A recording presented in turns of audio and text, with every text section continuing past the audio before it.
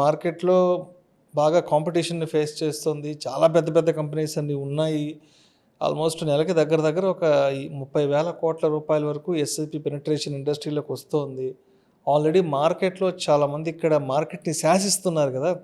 So, ఇప్పుడు ఈ జియో, బ్లాక్‌రా కాంబినేషన్‌లో వచ్చిన ఈ మ్యూచువల్ ఫండ్స్ అనేవి ఇప్పుడున్న మార్కెట్‌ని ఎలా ఎదుర్కొనగలవంటారు? లేదంటే మిగతా వాళ్ళని సైడ్ చేసి వీళ్ళేదన్నా మళ్ళా మార్కెట్‌ని శాసించే అవకాశం ఏదన్నా ఉందంటారా? మార్కెట్‌ని శాసిస్తారనైతే నేనైతే అనుకోవట్లేదండి. ఎందుకంటే 47 ఏఎంసీస్ ఉన్నాయి మన ఇండియాలో ఫండ్ హౌసెస్. అండ్ మన హెచ్‌డిఎఫ్‌సి లాంటివి చూసుకుంటే 25 ఇయర్స్ దగ్గర దగ్గర అయిపోయింది ఆ ఫండ్ స్టార్ట్ చేసి కూడా. అంటే ఇవాళ 80,00,000 కోట్లకి రీచ్ అయింది ఇండస్ట్రీ. సో, అయితే ఇప్పుడు వీళ్ళు లాంచ్ చేసినవి కూడా చూసుకుంటే అంటే మనకి డెబిట్ ఫండ్స్ 3 లాంచ్ చేశారు. లిక్విడ్ ఫండ్ అని, ఓవర్ నైట్ ఫండ్ అని, ఇంకోటి మార్కెట్ ఫండ్ ఒకటి లాంచ్ చేశారు.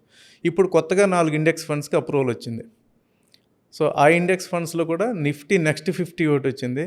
Nifty mid cap 150 index fund, Nifty small cap 250 index fund and fourth one is a debit index fund 18-13 years G securities fund. So, ఇక్కడ చూసుకుంటే మనం ఇవన్నీ కూడా ఇండెక్స్ రిప్లికానేనండి. ఇక్కడ ఏది కూడా యాక్టివ్ ఫండ్ లేదు.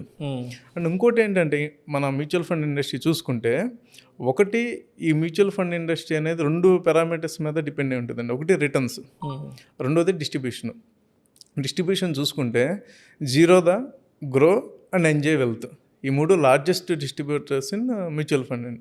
ఇప్పుడు వీళ్ళు వచ్చిన ఫండ్స్ వీళ్ళు డైరెక్ట్ ఫండ్స్కి వస్తున్నారండి. సో, అండ్ ఇంకోటి యాక్టివ్ ఫండ్స్ అనేది మనం ఎక్కువ లైక్ చేస్తాం. మన ఇండియన్స్ ఎక్కువ రిటర్న్స్ ఎక్స్ట్రా ఇస్తారు కాబట్టి యాక్టివ్ ఫండ్స్ లైక్ చేస్తాం. ఇక్కడ ఇండెక్స్ ఫండ్స్లో ఫండ్ మేనేజర్కి ఏ ఆప్షన్ ఉండదు. ఏదైతే రిప్లికా ఆఫ్ ఇండెక్స్ ఉందో అదే తీసుకోవాలి. అండ్ హిస్టారికల్గా మనం చూసుకున్నా కూడా ఈ ఏవైతే ఇండెక్స్ ఫండ్స్ ఉన్నాయో ఈ బెంచ్ మార్క్ని బీట్ చేస్తే చాలా తక్కువ అండి.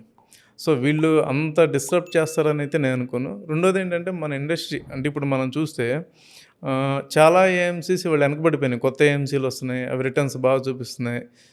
పాత ఏఎంసీలు కొన్ని ఎగ్జిట్ అవుతున్నారు. సో, ఇక్కడ డెఫినెట్గా వీళ్ళు ఏంటంటే రిటర్న్స్ చూపించకపోతే వీళ్ళకి కష్టం అండి.